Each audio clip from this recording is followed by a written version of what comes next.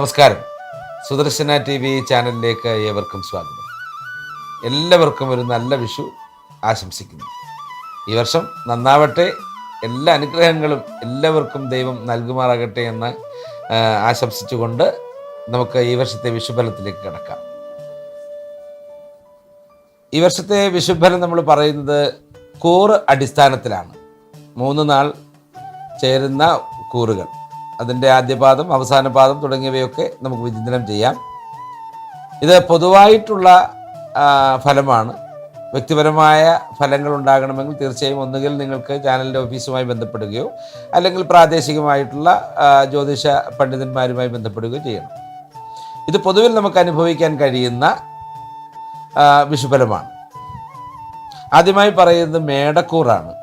അതായത് അശ്വതി, ഭരണി, കാർത്തികയുടെ ആദ്യ പാദം വരുന്ന മേടക്കൂറ് കാർക്കുള്ള വിഷുഫലമാണ് ആദ്യം പറയുന്നത്.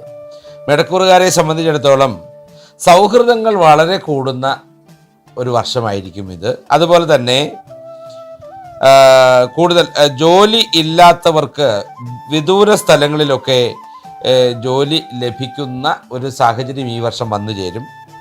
കുടുംബത്തിൽ മംഗളകരമായ കാര്യങ്ങൾ വന്നു ചേരാൻ സാധ്യതയുള്ള വർഷമാണ്. അതുപോലെ തന്നെ പൊതുവിൽ ഗുണാധിക്യമുള്ള വർഷമാണ്. ഗുണങ്ങളുടെ ആധിക്യമേറുന്ന വർഷമാണ് ഈ പറയുന്ന മേടക്കൂർ എന്ന് പറയുന്ന ഈ കൂറ്. അതുപോലെ തന്നെ കുട്ടികൾക്ക് വിദ്യാഭ്യാസ പുരോഗതി, കുടുംബത്തിൽ സമാധാനം, ബിസിനസ് രംഗത്തുള്ളവർക്ക് ചെറുതല്ലാത്ത ലാഭം, ഗവൺമെൻറ് ഉദ്യോഗസ്ഥർക്ക് പുതിയ സ്ഥാനമാനങ്ങളും സ്ഥാനക്കയറ്റവും ഒക്കെ ലഭിക്കുന്ന ഒരു വർഷമായിട്ടാണ് നമുക്കിതിനെ കണക്കാക്കാൻ കഴിയുന്നത്. പൊതുവിലുള്ള അഭിപ്രായമാണ്. അതുപോലെ തന്നെ വൈദ്യശാസ്ത്ര രംഗത്ത് ഉള്ളവർക്ക് വളരെ വലിയ സ്ഥാനമാനങ്ങളൊക്കെ ലഭിക്കുവാൻ കഴിയുന്ന വർഷമാണ്.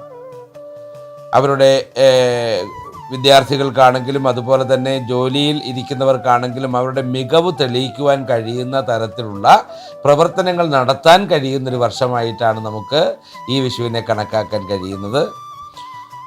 അതുപോലെ തന്നെ ചില സന്ദർഭങ്ങളിൽ മാനസികമായ സമ്മർദ്ദങ്ങൾ, ചില സന്ദർഭങ്ങളിലൊക്കെ മാനസികമായ സമ്മർദ്ദങ്ങൾ ഉണ്ടാകുവാൻ സാധ്യതയുണ്ട്. അതുപോലെ തന്നെ ചെറിയ ചെറിയ രോഗങ്ങൾ ബാധിക്കാനിടയായ സാഹചര്യങ്ങളുണ്ട്. ആ രോഗങ്ങൾ വരുന്ന സമയത്ത് അങ്ങനെ ഭയപ്പെടേണ്ട കാര്യമില്ല. കാരണം അങ്ങനെ രോഗങ്ങൾ ഉണ്ടെങ്കിൽ പോലും അത് വലുതായിട്ട് ആക്രമിക്കുന്ന ഒരു കാലമായിട്ട് നമ്മൾ തന്നെ കണക്കാക്കേണ്ട കാര്യമില്ല. അതുപോലെ തന്നെ വളരെ അകന്നിരിക്കുന്നവരൊക്കെ അടുത്ത് വരുന്നതിനായിട്ട് ഉള്ള ഒരു കാലഘട്ടം കൂടിയിട്ടാണ് ഇതെന്ന് മനസ്സിലാക്കേണ്ടി വരുന്നത്. അകന്നിരിക്കുന്നവരൊക്കെ അടുത്ത് വരുന്ന ഒരു സാഹചര്യമായിട്ട് നമുക്ക് ഈ വർഷത്തെ വിഷുഫലത്തെ കണക്കാക്കാൻ കഴിയും. അതുപോലെ തന്നെ ചില വിട്ടുവീഴ്ചകളൊക്കെ ചെയ്യേണ്ടതായിട്ട് വരും. ചില രോഗങ്ങൾ ആരംഭിക്കുന്ന ഒരു വർഷമായിട്ട് ഇതിനെ കണക്കാക്കാൻ കഴിയും. കാരണം ഈ പ്രഷർ, ഷുഗർ, കൊളസ്ട്രോൾ തുടങ്ങിയവയൊക്കെ വന്നു ചേരുന്ന ഒരു വർഷമായിട്ട്. അപ്പോൾ അത് പറയാനുള്ള കാരണം എന്ന് പറയുന്നതിനെയൊക്കെ നിയന്ത്രിക്കുന്ന ഒരു തലത്തിലായിരിക്കണം ഈ വർഷത്തെ ജീവിതം എന്ന് പറയുന്നത്. എല്ലാം കണക്ക് കൂട്ടി വളരെ ക്രമീകരിച്ച് നിയന്ത്രിച്ച് മുമ്പോട്ട് പോകേണ്ടുന്ന ഒരു കൂറാണ് മേടക്കൂറ്. സകല സൗഭാഗ്യങ്ങളും വന്നു ചേരുന്ന തലത്തിലാണ് ഈ വർഷം മേടക്കൂറിൻ്റെ ഗതി നിൽക്കുന്നത്. തീർച്ചയായും എല്ലാവരും ഇതിൽ വളരെ ശ്രദ്ധിക്കും. അതുപോലെ തന്നെ പരിഹാരമായിട്ട് ശിവനെ ഭജിക്കുക, ഭദ്രകാളി ക്ഷേത്രത്തിൽ സേവ നടത്തുക, അതുപോലെ തന്നെ ഭദ്രകാളി സ്തോത്രം നിത്യവും രാവിലെയും സന്ധ്യാസമയത്തും ചെല്ലാൻ ശ്രമിക്കുക.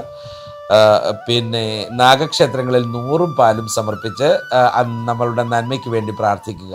ഇത്തരം കാര്യങ്ങളാണ് മേടക്കൂറുകാർ ഈ വർഷം ചെയ്യേണ്ടുന്ന കാര്യങ്ങൾ. ഇതിലൂടെ ഈ വർഷം ഒരു നന്മയുള്ള, നല്ല ഗുണാധിക്യമുള്ള വർഷമായി മാറും. സംശയമില്ലാത്ത കാര്യമാണ്. എല്ലാവരും വിഷു നല്ല ഒരു കാലമായി ഏറ്റെടുക്കുക.